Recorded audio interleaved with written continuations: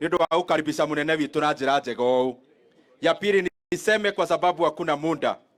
Mimi nashukuru rais, tumetoka pale Nyeri na tukalaunch ofisi yetu ya chama cha UDA. Na katika nchi zote kuenda mbele.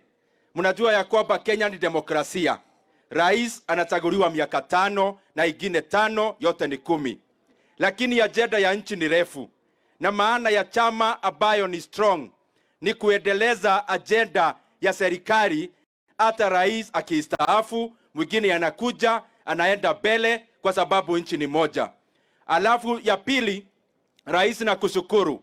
Mimi nikitengeneza budget, huwa unaniambia niangalie manifesto yetu ya UDA.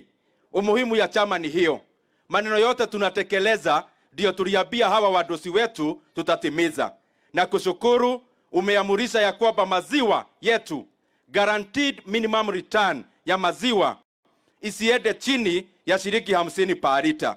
Tunajua unaangalia maneno ya kahawa yetu, na maneno ya majani, na maneno ya ukulima kwa jumla. Ya mwisho, rais wetu, mimi niliangalia tarehe 9 mwezi wa 8. Na hawa wananchi waliamuka, wakachagua wewe kama rais. Na mimi nikaambia wale magwana wengine, ulikuwa unashindana nao, wakuangalia vizuri kwa uso. Na nikawaambia wakukague. Wakaona mimi ni kijana sielewi. Nikawaambia huyu sio yule wa Serelak. Na nikawaambia huyu sio yule wa mkate ya Bluebird na asubuhi anaitwa kababa. Nikawaambia huyu ni jaba.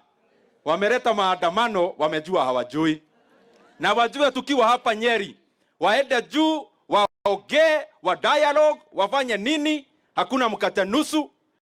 Hakuna kuingia kwa serikali na njia ya mkato. Wananchi waliamua na kaende. Asanteni sana. Haya, wacha nifuatie kiongozi wetu wa hapa mashinani, Charity. Charity, simama hapo usalimie watu wa Nyeri. His Excellency, our President, all protocol observed. Nashukua nafasi hii kukuambia ni asanti kutufungulia hii barabara ya Bagret ya Shuma Road. Lakini ningeliomba jambo moja, His Excellency.